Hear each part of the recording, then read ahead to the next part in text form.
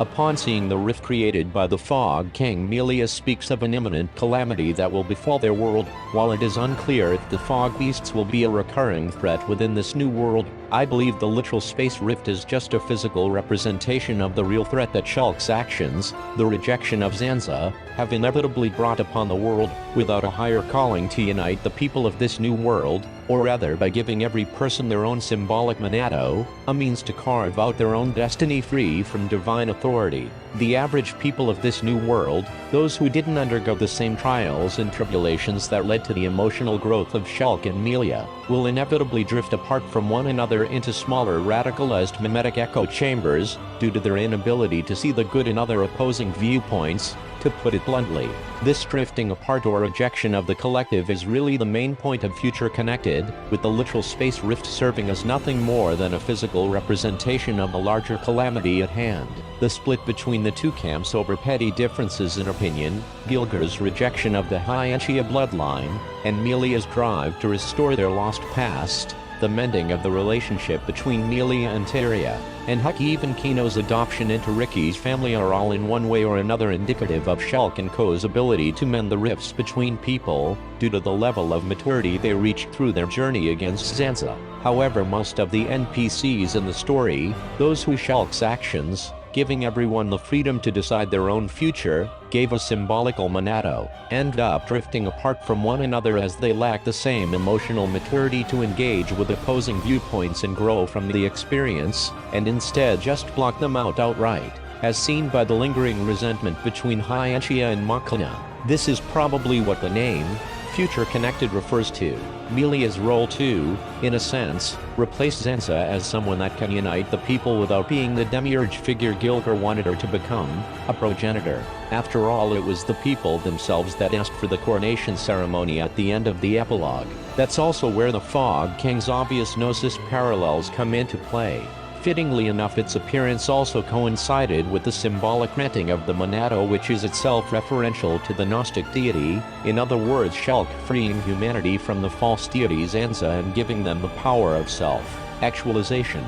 The Gnosis and Xenosaga are really the consciousnesses of humans which reject the collective unconsciousness and materialize in the physical world through Zohar Conduit nonsense. Similarly, the Fog King appears as a physical representation for the real problem within Future Connected, the metaphysical rift between individuals now that they have lost the false guiding light of Zanza and have to actually solve their own issues, which most of them lack the emotional maturity for, hence why Melia, the royal hybrid, has to mend the world's wounds that were created through the defeat of Zanza, in both a metaphorical and literal sense. So whether or not the Fog King is a returning threat, the calamity it represents is still present. This is most likely the looming doom Melia was really referring to in regards of the rift. If the Fog Beasts are a returning threat that functions similar to the Gnosis, in that it is the manifestation of human wills rejecting the collective unconsciousness, or if the Fog King was just a one-off representation of humanity's need to reconnect with one another,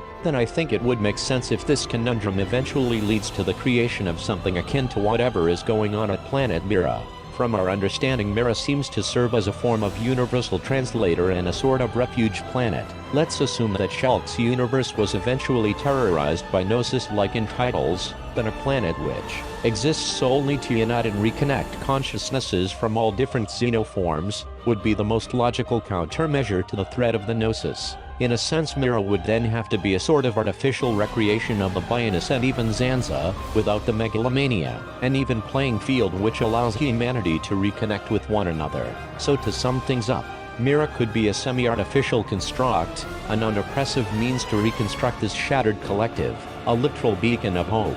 I previously made a video about how the Lifehold appears to have similarities to the blade system from Xenoblade 2, utilizing core crystals and all, link in the video description, which I think would fit pretty nicely with this new theory. If Mira itself or an aspect of it emulates the Conduit and the Lifehold emulates the blade system, then the two of them reuniting on Mira would be a fittingly roundabout way of reuniting aspect of both Xenoblade 1 and 2 without literal dimension hopping nonsense, which I'm personally just not a big fan of, thus symbolically recreating a state that resembles the time before Klaus began the fated experiment which started this whole mess. So over millennia the results of the experiment would actually lead to the evolution of humanity, although in a roundabout way no one could have imagined. All I'm trying to say is that if the fog beasts are indeed meant to be symbolic of the imminent dispersion of the collective unconsciousness, which is the natural resolution of Shulk's wish to grant everybody their own agency, or Monado, which is heavily tied into the concept of Gnosis, the creation of a Mira-esque system,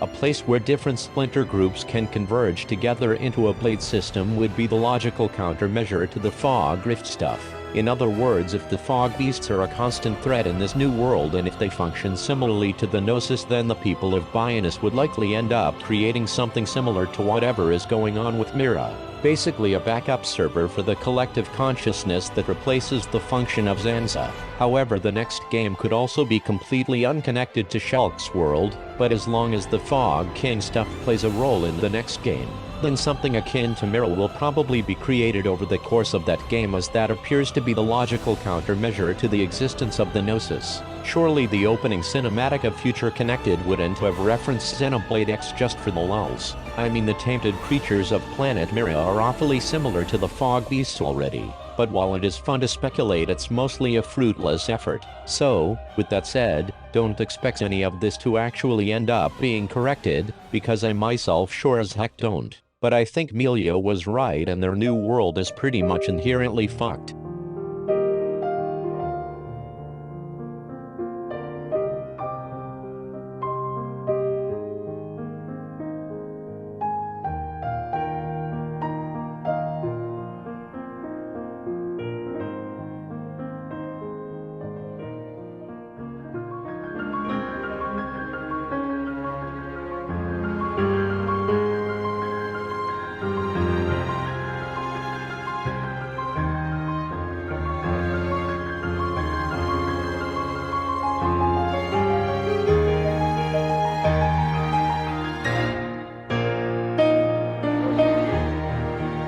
They're waiting for you, Melia. Does this world need a coronation? I just don't see the point. Don't say that. It is the will of the people. It will mark the birth of a new era. You'd also have been a fine choice. Yes, well, I'm occupied with my research, as you know, Empress Melia. Don't mock me.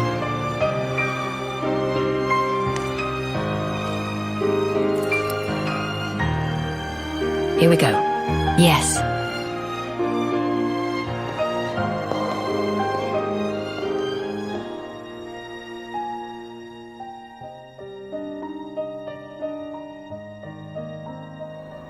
This phenomenon is being caused by the wills.